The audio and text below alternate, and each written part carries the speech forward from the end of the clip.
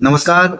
आज हम बात करेंगे एक आम आदमी के जीवन में जो हेल्थ इंश्योरेंस है वो कितना कारगर है और इलाज में जो खर्च हो रहा है वो कहाँ तक जायज है।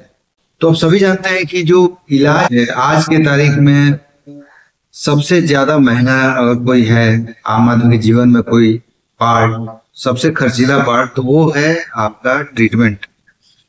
आप किसी जांच घर में जाइए, वहां पे 2-2.5 हजार रुपए में अगर पूरा बॉडी चेकअप करना है तो 2-2.5 हजार 3 हजार रुपये खर्च आता है। दवाइयों पे जाइए तो दवाइयों का जो प्राइस है, मेरे हिसाब से गवर्नमेंट को उस पे कुछ एक कैपिंग लगाना चाहिए कि ये दवाई इतने तक ही जाएगी। लेकिन लोग मजबूर हैं, लोगों के पास कोई और रास्ता नहीं है, दवाई तो खरीदना ही है अगर ठीक होना है तो सरकार को इस सब पे भी ध्यान देना चाहिए। अब आम आदमी बढ़ता है हेल्थ इंश्योरेंस की तरफ कि अगर कोई इलाज के लिए जरूरत पड़े तो मेरा खर्चा घर से ना हो, स्वास्थ्य बीमा से हो जाए।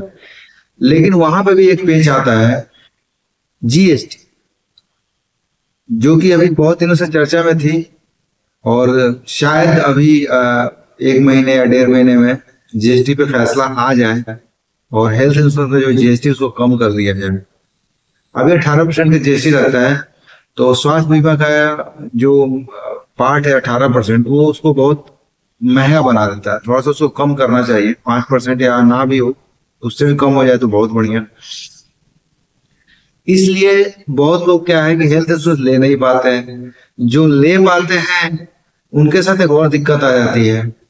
उनके साथ दिक्कत ये आती है कि जब वो हॉस्पिटल में जाते हैं तो वहां पे ओवर बिलिंग होती है। अगर हॉस्पिटल वाले जान जाते हैं कि आपके पास इंश्योरेंस है तो वो लोग ओवर बिलिंग करते हैं। ओवर बिलिंग के चलते क्या होता है कि अब जो इंश्योरेंस कंपनियां हैं वो पैसे देने में फिर वो उनसे नोक झोंक करते हैं कि आपने इसका बिल ओवर रेट लगा के इसको ओवर बिलिंग किया है, यानी ज्यादा पैसे का बिल बनाया है।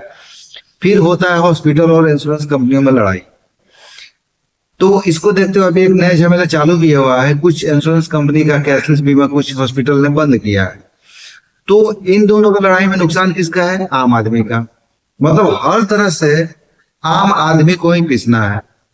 अब जिसने इंश्योरेंस ले लिया उसको भी दिक्कत, जो नहीं लिया उसको तो दिक्कत है ही।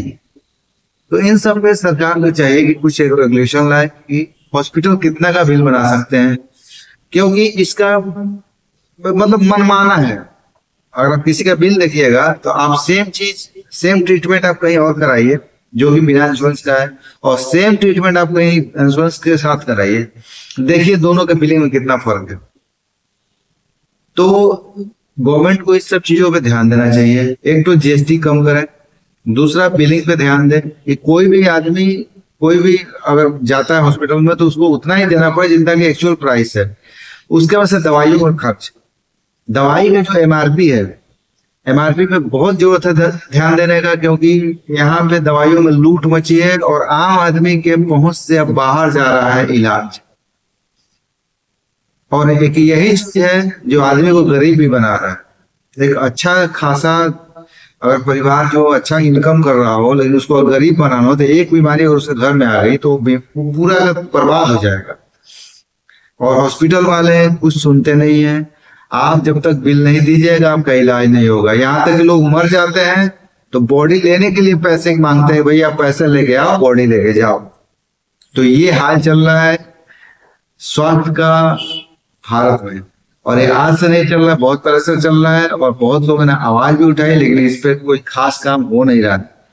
सरकारी अस्पताल में अगर आप जाइएगा तो सारी सुविधा तो आपको नहीं मिलेगी, और सरकारी अस्पतालों पे लोगों का भरोसा अभी उतना नहीं है। बहुत सारे बदलाव हुए हैं सरकारी अस्पतालों में, लेकिन अभी उतना बदलाव नहीं हुआ है कि लोगों का पूरा भरोसा चले जाए। तो इस सब चीजों को देखते हुए गवर्नमेंट को कुछ नया तरीका अपनाना चाहिए ताकि ये जो कालाबाजारी है ये रुके और लोग हेल्थ इंश्योरेंस कराएं अपना और उससे इलाज कराएं, ताकि लोगों का जो जीवन है वो नरक ना बने।